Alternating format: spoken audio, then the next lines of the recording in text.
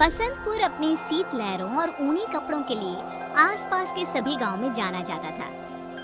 जनवरी का महीना, कड़कड़ाके की ठंड के बीच बसंतपुर के लोग ठंड से बचने के उपाय लगातार करते रहते।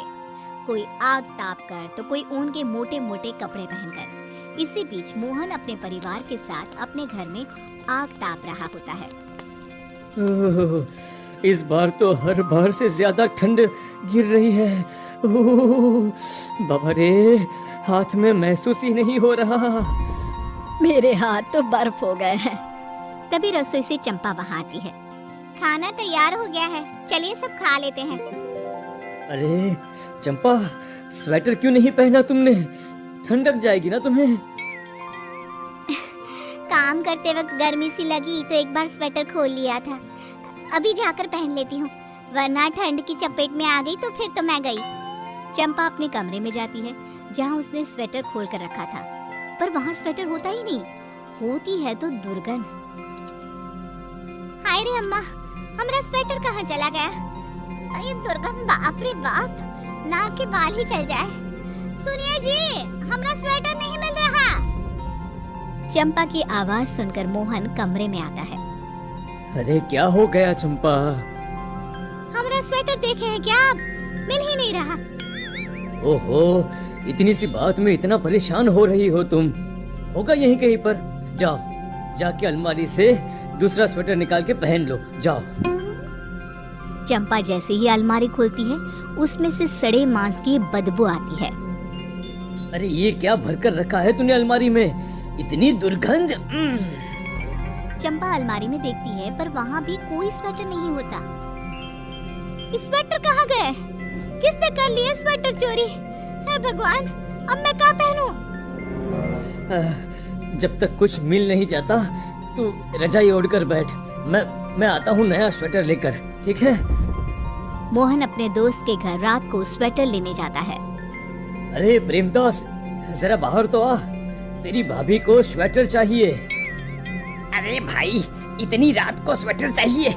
अच्छा, माल तो है घर पर, रुक मैं लेकर आता हूँ। मोहन जैसे ही कमरे में जाता है, बदबू से उसकी जान निकलने लग जाती है। वो जैसे तैसे कमरे में जाता है, पर अंदर एक भी स्वेटर नहीं होता। उसकी नजर खिड़की पर पड़ती है, जहाँ एक चुड़ैल स्वेटर को लेकर भाग रही थी। अरे मोहनवा, अरे अंदर आ जाओ भाई। अरे हम तो लुट गए, बर्बाद हो गए। अरे एक चुड़ैल मेरी आंखों के सामने मेरे स्वेटर सब ले गई। अब हम क्या करेंगे भाई? क्या मतलब चंपा का स्वेटर भी चुड़ैल ले गई थी? हे भगवान! बसंतपुर गांव के लोगों पर चुड़ैल का साया मंडराने लगता है। लोग बहुत डर जाते हैं। सभी के घरों से स्वेटर ऐसे गायब हो रहे थे मानो जादू। अरे काम काज का तो भट्ठा बैठ गया है। स्वेटर बनाओ तो भी चुड़ैल चुरा कर ले जाएगी। अरे 6 दिन से तो मैं नहाया भी नहीं हूँ।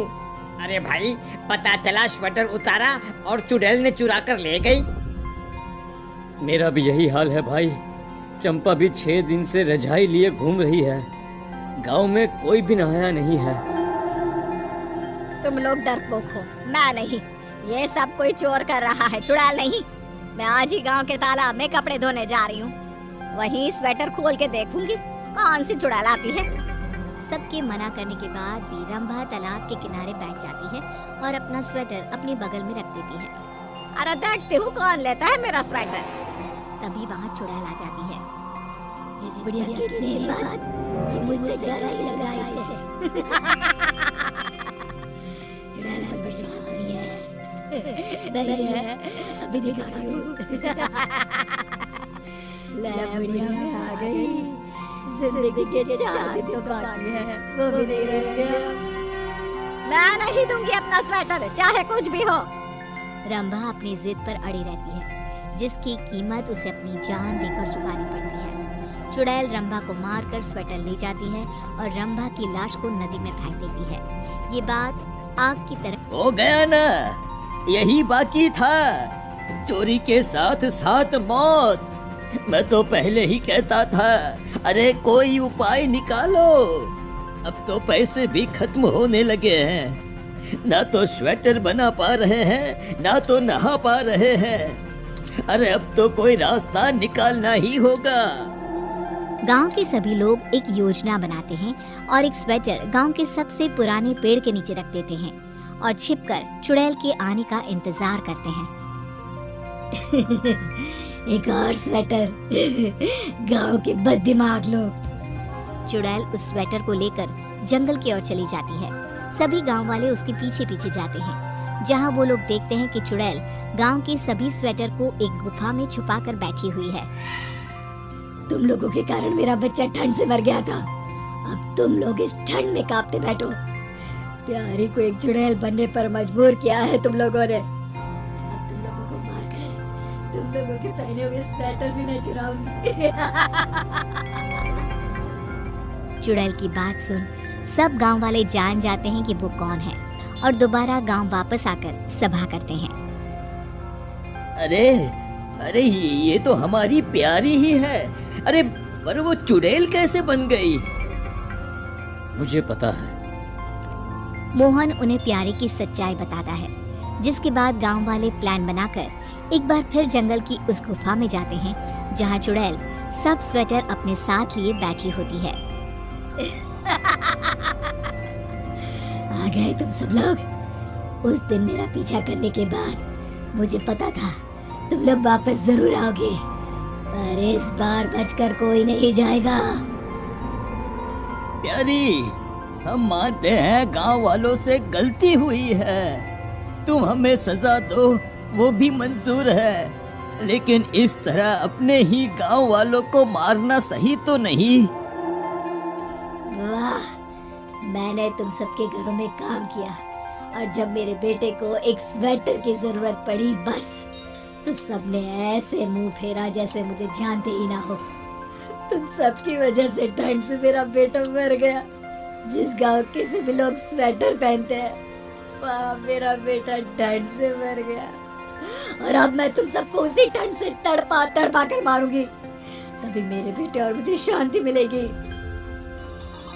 देखो बेटा, ये बदला लेने का सही तरीका नहीं है प्यारी।